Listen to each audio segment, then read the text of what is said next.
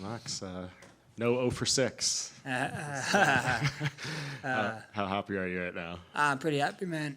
Like I said, though, it sucks, I came in here to be spoiled. That's what I'm going to do. But it sucks to do it against a man like that, Like, I had to do it for against Korean Zombie. Now I do it against Dustin. This guy's just great people, Forget what they did in the fight game.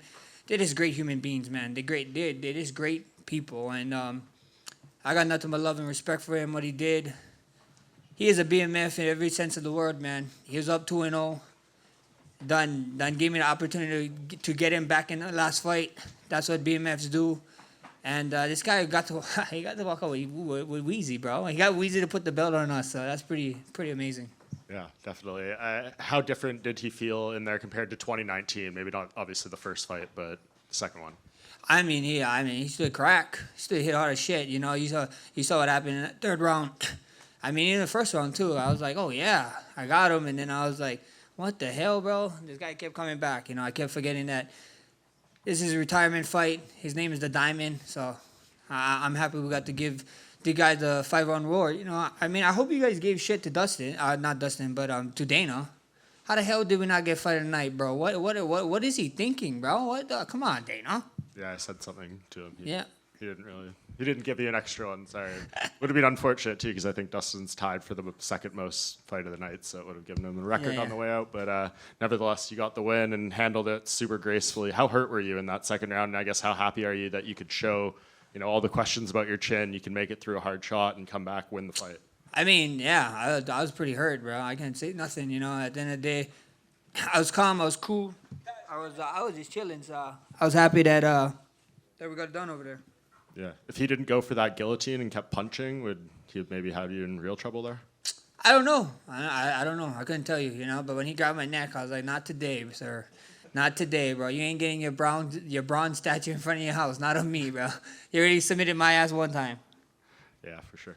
I guess how much did you learn from the Volkanovski trilogy that you were able to take and to apply to Fight 3 here?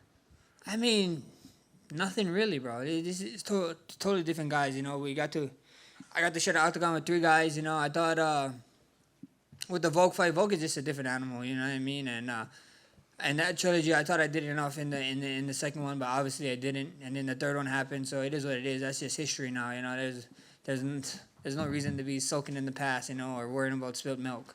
Yeah. Well, I guess speaking of the past and thinking of the future, though, Dana was asked about a potential fight with you and Ilya again, and said it would probably be the BMF and the lightweight belt this time around. How much of a statement do you feel you made that you are the next guy in line at lightweight? I've been telling you guys all week, man. This sport is about moments. This sport is about having moments. I'm glad I went here. I did this moment, and we see what happens. If it's Ilya, the ball is in UFC court. I'm down forever. If it's Ilya, it's Ilya. If it's the guy that he just beat, Oliveira, I have history with him. The whole top 10. There's a lot of fun fights for me here at lightweight, and I'm excited. And just recap the point down moment this time around. Dustin was saying you were both looking up at the clock. Yeah. When I saw Dustin looking at the clock, I heard my corner say 30 seconds. And I saw Dustin looking at the clock. I was like, this motherfucker's going to try to point down before me. You know what I mean? So I'm glad he let me do the point down. We did it, and that was fun. And he kind of admitted you got the better of it, and he was forced to clinch up with you. So 2-0, 3-0 on the point downs, I guess you are. It is. Yeah, it is what it is.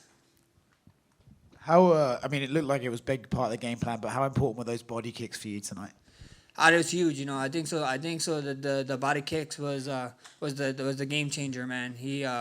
I think I landed some good ones, and he was saying too, oh, that was a good one in there. So at the end of the day, I think those body kicks help a lot.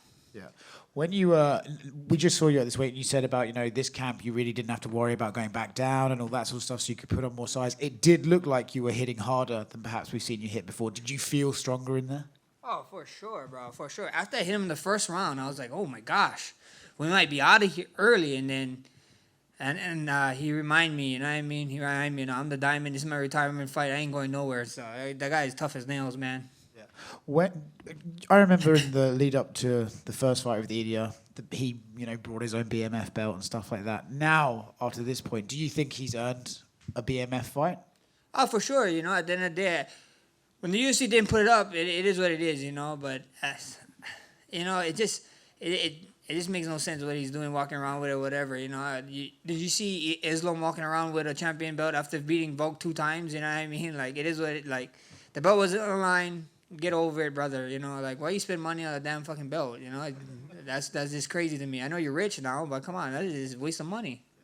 When you point down to the ground and the other guy sort of it does end up engaging in the clinch, is part of you disappointed because they negate the moment, or do you think, well, I get it, I just landed about 5 punches on you? No, it happens. It happens, you know. I land a couple good shots.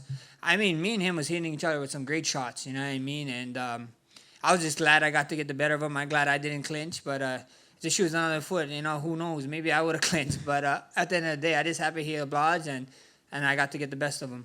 Congrats, man. Max over here. Congrats on the victory.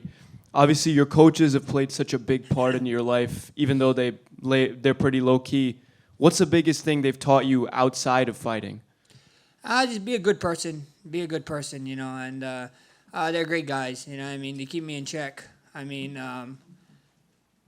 they're. I mean, I can't say enough nice things about them. You know, I love them. They look at me like I'm I'm their kid. You know, I met these guys.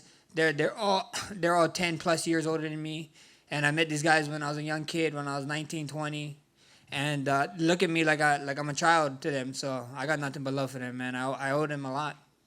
Congratulations. Thank you. Max back here.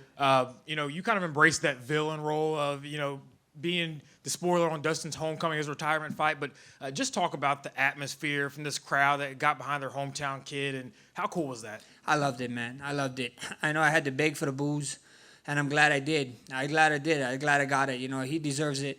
Like I said, if this was in Hawaii, brother, you guys getting booed, you know. I was just talking to Chris Weidman. Chris Weidman, he married a girl from my part of town, Waianae, but like more specific, when my wife is from Macau. His wife is from Macau. And I told Chris Weidman, if I ever fought you in Hawaii, they'll boo your ass. And he's like, my family probably boo my ass. So that's just how it is, you know, that's how it would go. Thanks, Max. Congrats. Max, just one quick one. One thing that stood out about me after the fight was your son. He came into the cage. He went right up to Dustin, shook his hand, gave him a hug. Very respectful, man. Oh, yeah. How important is it for you to raise your son just like that, to be super respectful within the sport? Awesome. I think my son's a better person than me, to be honest, you know. He got his mother that takes really good care of him, my wife, Alessa, and he's a great human being, you know. And finally, at least the last time we saw him, he was crying, so I guess he got to get one back, at least hugging Dustin, not crying. Thank you, man. All good?